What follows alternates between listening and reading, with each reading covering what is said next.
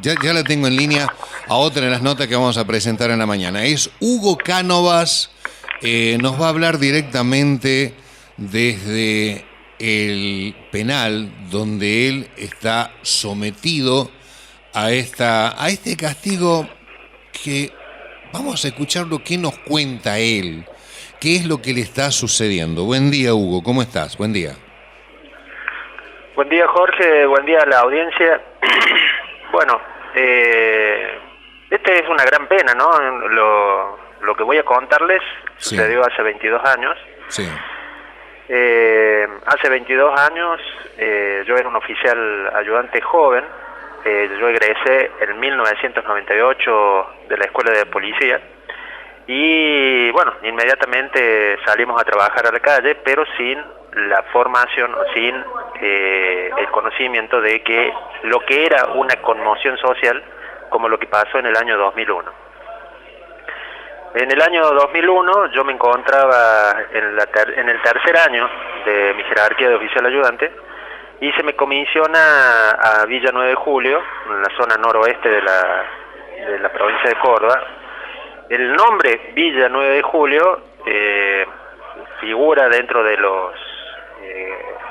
del catastro municipal y tenía que ver con una zona roja que estaba enclavada en una zona hostil para que se conoce como Argüello Lourdes, Barrio Mercantil, Villa 9 de Julio, Villa Rivera Indarte, que son todas zonas donde era muy difícil el patrullaje y la prevención, habida cuenta de la gran cantidad de hechos ilícitos que se cometían y que se cometen actualmente. Si nos fijamos en el mapa caliente de la provincia de Córdoba, actualmente se cometen hechos ilícitos. Bueno, ese día, yo siempre lo contextualizo, me tomo este atrevimiento.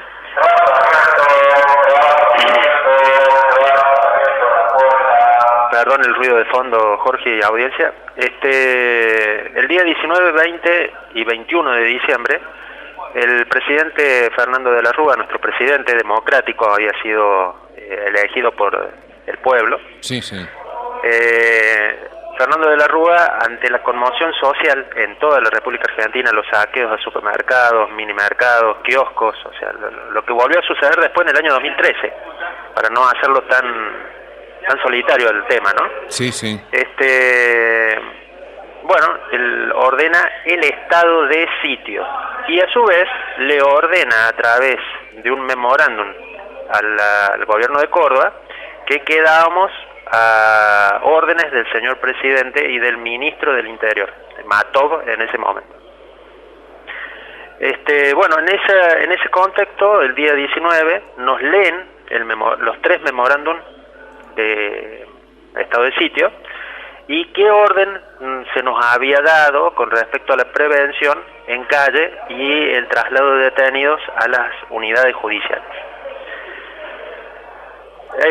Como no había lugar a donde alojarnos, nos ordenan que nos constituyamos al domicilio y nos volvamos el día 20 a las 5 de la mañana a tomar servicio.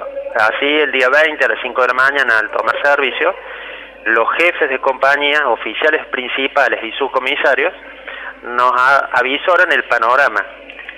Se habían quedado sin cartuchos de goma la noche anterior, que eran de color blanco. ¿Por qué la noche anterior? Porque la noche, madrugada del 19, noche del 19, madrugada del 20, ¿por qué en esa se quedan sin cartuchos? Porque en toda Córdoba, Villa Libertador, Argüello, la misma Villa de 9 de Julio, Villa Allende, Guiñazú, había habido enfrentamientos con civiles y la policía de la provincia de Córdoba, que quedó desabastecida de cartuchos antitumulto o cartuchos de goma. Qué bárbaro.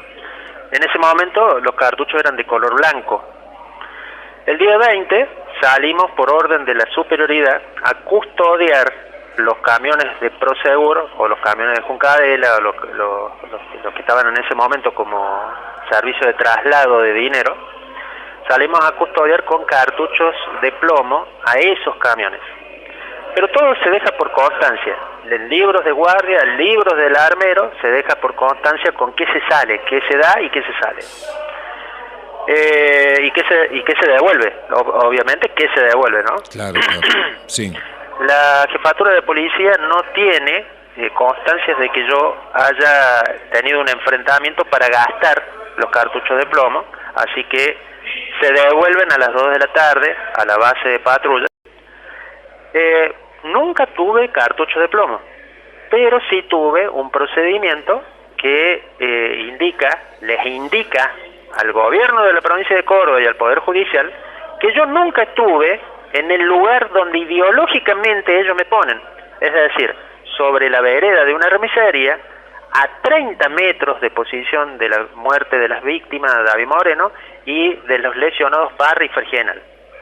Ideológicamente ellos construyen una posibilidad de tiro que inclusive no la demuestran. No la demuestran porque cuando yo les pido hacer los disparos para demostrar lo imposible de la acusación, durante 22 años sistemáticamente me niegan el ejercicio probatorio, alegando esta palabra: por superabundancia probatoria no lugar a la prueba. Ajá. Este es el término con los que los señores me niegan hace 22 años el disparo real con una escopeta. 22 años y contando. 22 años y contando. No, 22 años. 22 años. Y 22 años, así como lo escuchas, con 7 plataformas acusatorias. Es decir, por cada vez que yo me defendía y daba elementos para que no me siguieran persiguiendo, es más, le daba elementos para encauzar la investigación y que llegaran a los verdaderos responsables. ¿Qué hacían ellos? Las modificaban. Por ejemplo, te voy a dar un ejemplo gravísimo, porque son pocas las personas que conocen esto que te voy a contar ahora. Sí. En la primera acusación,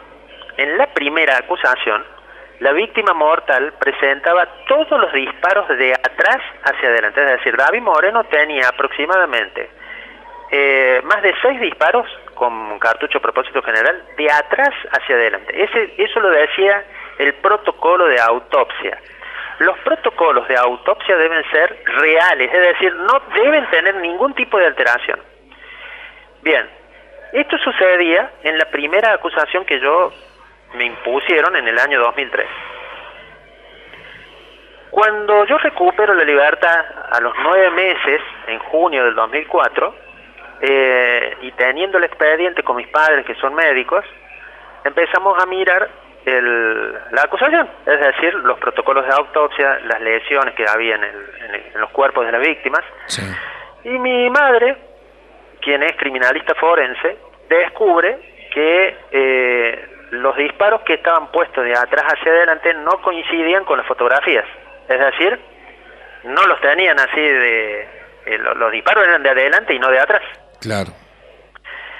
Entonces nos tenemos que ir a buscar al médico Gasparrini de la Justicia Federal para colocarlo como perito de parte y que diera luz a esto que estábamos viendo, ¿no? A esta anomalía jurídica que estamos viendo. Resulta ser de que Gasparrini coincide con nosotros y encontramos que la víctima mortal tenía 4 impactos de frente y 2 por la espalda. Es decir, el protocolo de autopsia de policía judicial estaba mal hecho. ¿Cómo lo subsanan ellos? ¿Cómo lo subsanan?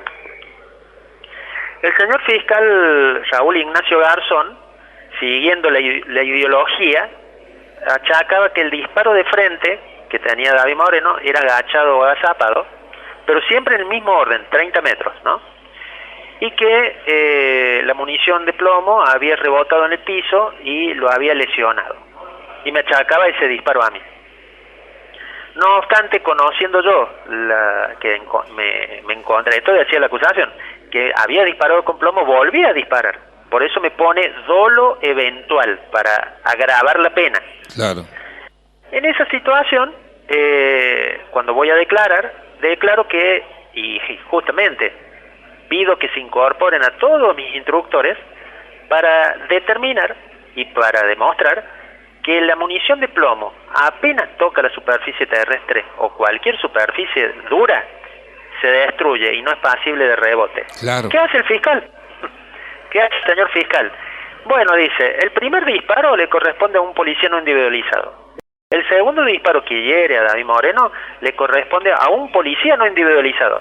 El tercer disparo que mata a Moreno y hiere a Parry y Fregenal le corresponde al oficial Cánovas. Y el último disparo que le pega a otro testigo, a otro damnificado, ¿no? En la misma causa, Sí.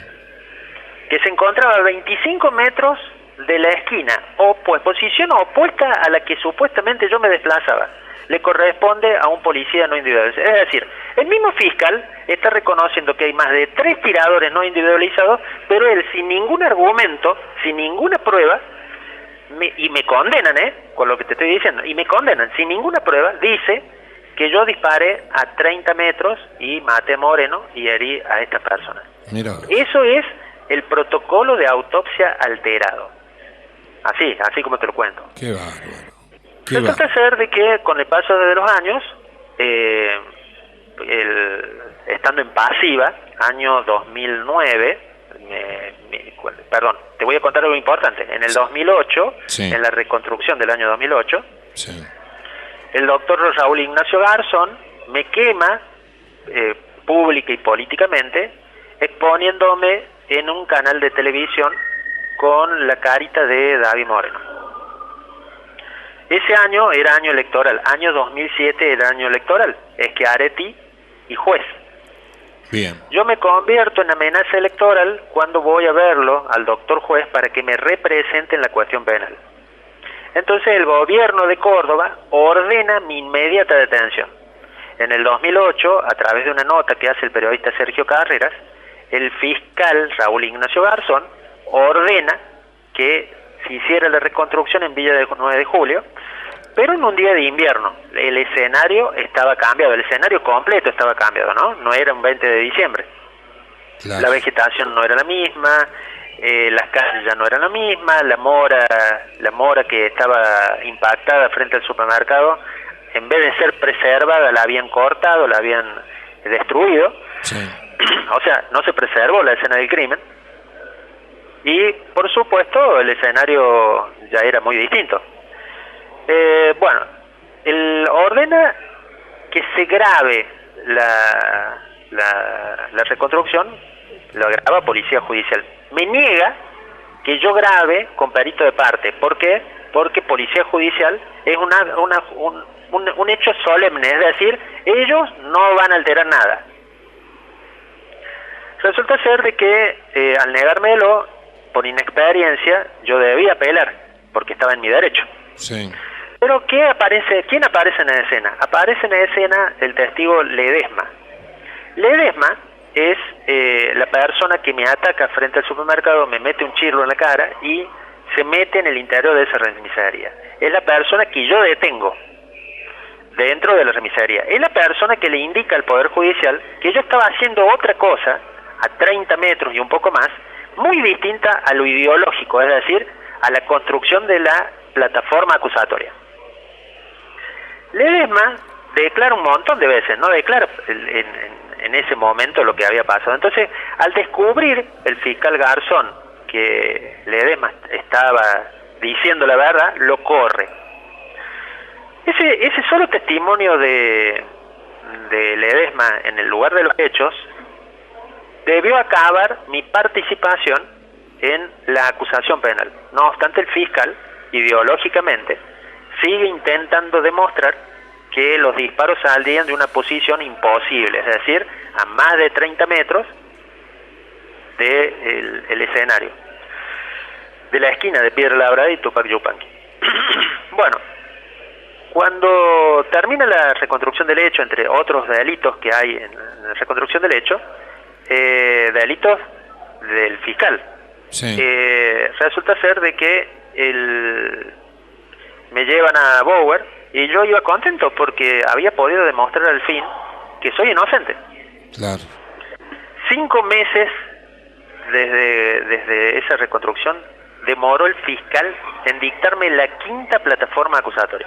Qué bárbaro. En ese escenario había aparecido Luis Gómez, un civil que decía que corría, y ese civil le dice al fiscal: yo venía nunca de frente, destruye la pericia que nosotros habíamos logrado. En el 2019 yo voy a buscar a un perito, ya me habían condenado en el 2017, me habían pasado el retiro en el 2017, en el 2019 voy a buscar un perito de apellido Proeger.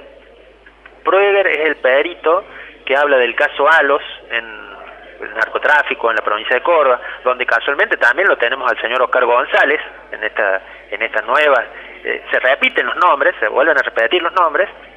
Entonces resulta ser de que, si te acuerdas, Jorge, los ovejeros alemán de narcotráfico consumen droga. Sí. Esa fue la razón por la que es corrido ¿cómo se llama?, del gobierno de Córdoba, lo corren.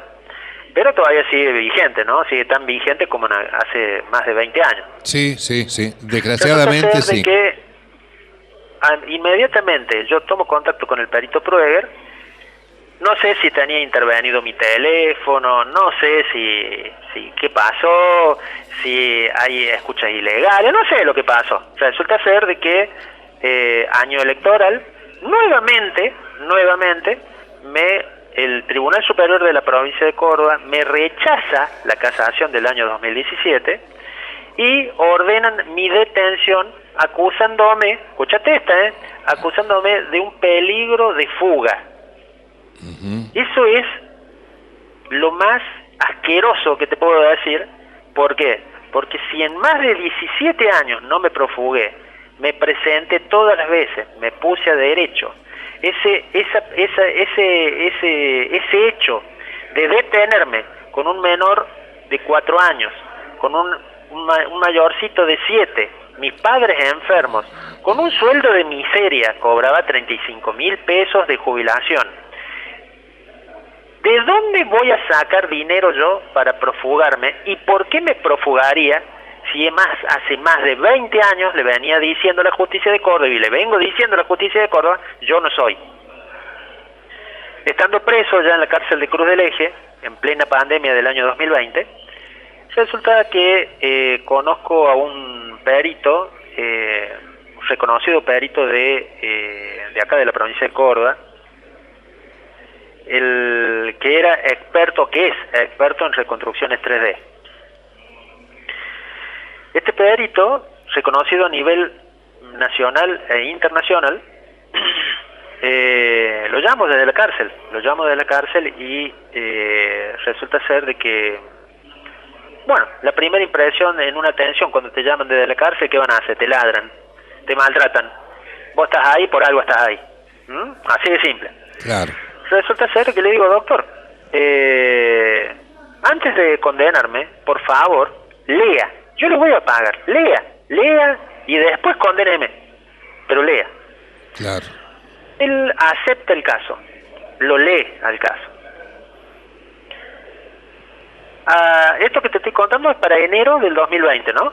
Sí. En noviembre del mismo año, con una técnica interdisciplinaria, perito criminalistas forenses, médicos forenses, todo un trabajo de campo que se hizo en el lugar de los hechos, este perito determina con una reconstrucción tecnológica, es decir, con la tecnología, no ya palabra, no de boca, ya con tecnología, con software, que los tiradores se encontraban, y habla de los tiradores, no habla de un tirador, los tiradores, dice, se encontraban a una posición de 14 metros con 99 centímetros de donde partieron los disparos y muere David Moreno y son heridas las víctimas. O sea, es la mitad de la acusación, la mitad de los metros por el cual me condenaron, y no son uno, son dos.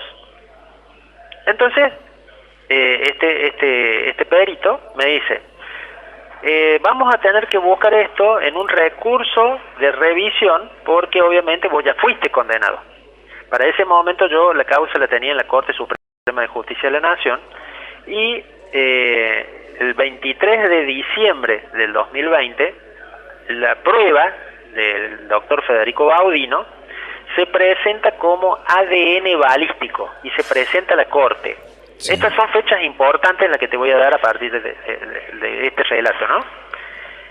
Entonces, el 23 de diciembre presentamos el ADN balístico, el ADN del criminal a la Corte Suprema. El 18 de febrero del 2021, la Corte Suprema de Justicia de la Nación, en un breve decreto, histórico decreto, ordena incorporar la prueba y que sea tratada por todos los miembros de la Corte Suprema de Justicia de la Nación. La misma Corte se impone que me incorporen la prueba.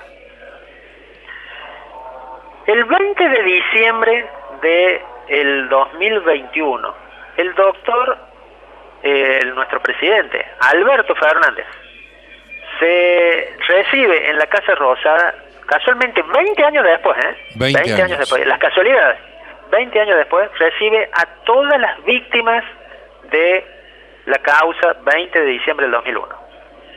Rosa Moreno, la mamá de David Moreno, le pide al señor presidente que me condene, porque ella quería cobrar lo que le correspondía por la muerte de David, y que la gente de policía judicial le había asegurado a ella que era yo. Pero la prueba de la Cámara, la Corte Suprema, en la resolución del 18 de febrero, había ordenado que se incorporara el ADN del criminal. El 28 de diciembre del 2021, a 20 años de los hechos, la Corte Suprema de Justicia de la Nación, contradiciendo su propio decreto del 18, me impuso el artículo 280 del Código Civil y Comercial. Eso significa, me lavo las manos, no vamos a leer, no vamos a hacer nada, esto se resolvió y vos estás condenado. Así de simple, así se resolvió. Qué bárbaro. Entonces les digo, es más, me cobraron para ir para allá. Es más, estuvo desde el 2019 hasta el 2021 a lectura, si vos seguís en la carpeta, ha estado a despacho y han ido desde despacho en despacho. ¿Pero qué pasó? ¿De quién nos olvidamos nosotros? Del señor Maqueda, del señor juez de la Corte, del señor juez amigo de la Sota, amigo de Oscar González y amigo de Dualde. O sea, fue puesto en la Corte Suprema por todas estas personas. Causa política. Y al final, ¿qué sucedió? En el 2022, el gobierno de Córdoba, orgullosamente, me notifica que yo ya soy un condenado más para esta provincia. 2022. Claro.